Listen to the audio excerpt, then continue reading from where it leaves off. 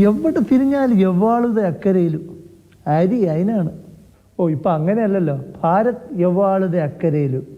ഒരു ഫെഡറൽ സംവിധാനത്തിൽ ഭക്ഷ്യ വിതരണത്തിൽ സംസ്ഥാനങ്ങൾ ആവശ്യമായ സപ്പോർട്ട് കൊടുക്കേണ്ട കേന്ദ്ര ഗവൺമെൻറ് വെറും രാഷ്ട്രീയ കളിക്ക് തൃശ്ശൂരിൽ ഇറങ്ങിയിരിക്കുകയാണ്. എത്ര രൂപയ്ക്കാണെങ്കിലും റേഷൻ കടകളിലൂടെ വിതരണം ചെയ്യാൻ ആവശ്യമായ നിലപാടും നടപടിയും സ്വീകരിക്കുകയാണ് ഒരു കേന്ദ്ര ഗവൺമെൻറ്റിൻ്റെ മര്യാദ. എന്നാൽ സ്വകാര്യ കച്ചവടക്കാരൻ ചെയ്യുന്നത് പോലെ മോഡിയുടെ പടവും വച്ച് അരി വിതരണം ചെയ്യുന്ന രീതി കേരളത്തിനും രാജ്യത്തിനും യോജിച്ചത്. എന്നാ പിന്നെ രാഷ്ട്രീയ അരി എന്ന് വിളിക്കാം. ഞങ്ങളുടെ ചിന്ത എന്താണെന്നോ, എന്തിനാ സംസ്ഥാന സർക്കാർ അരിയിൽ രാഷ്ട്രീയം ആരോപിക്കുന്നത്? അതാണ് ഒന്ന്, തൃശ്ശൂരിങ് എടുക്കുകയാണല്ലോ ഉദ്ദേശം. അല്ലാതെ പിന്നെ തൃശ്ശൂരിൽ മാത്രം എന്തിനാ ഭാരത് അരി കൊടുത്തത്? ഞാൻ നിഷേധിക്കുന്നു. ആഹാ, എന്നാ അടുത്തത് പിടിച്ചോ. സപ്ലൈകോടെ അരി വിൽപ്പന മുട്ടിച്ചിട്ടാണല്ലോ ഭാരത് അരിയുടെ ഇപ്പോഴത്തെ ഈ വരവ്.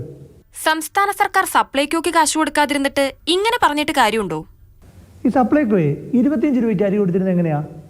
FCയിൽ ബാക്കി വരുന്ന അരി സപ്ലൈകോ പോലുള്ള സർക്കാർ ഏജൻസികൾ ടെൻഡറിൽ പങ്കെടുത്ത് വാങ്ങുകയായിരുന്നു. ഓ, ഓപ്പൺ മാർക്കറ്റ് സെയിൽ സ്കീം, അത് മതിയാക്കിയതിനെ കുറിച്ചാണോ? അതെ, ആ പദ്ധതി പ്രകാരം ഇനി സപ്ലൈകോയ്ക്ക് ടെൻഡറിൽ പങ്കെടുത്ത് അരി വാങ്ങാൻ കഴിയില്ലല്ലോ. കേന്ദ്രത്തിനാകട്ടെ ആ അരി ഭാരത് അരി ആക്കുകയും ചെയ്യാം. എന്നാലും ഈ ഭാരതരി റോഡിൽ കൊണ്ടിട്ട് വിൽക്കുന്നത് ശരിയല്ല എന്ന് തന്നെയാണ്. ഇവിടെ സർക്കാരിന്റെ റേഷൻ കടയുണ്ടല്ലോ, അവിടെ ഭാരതരി എന്ന പേരിൽ തന്നെ വിൽക്കാലോ.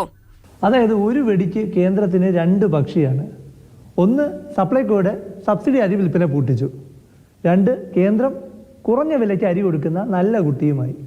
ഇലക്ഷനൊക്കെ അല്ലേ ഭായ്, ചാവൽ ചാവൽ. ക്യാമറാൻ സജികുമാറിനൊപ്പം പ്രശാന്ത് കൃഷ്ണ, മാതൃഭൂമി ന്യൂസ്, തിരുവനന്തപുരം.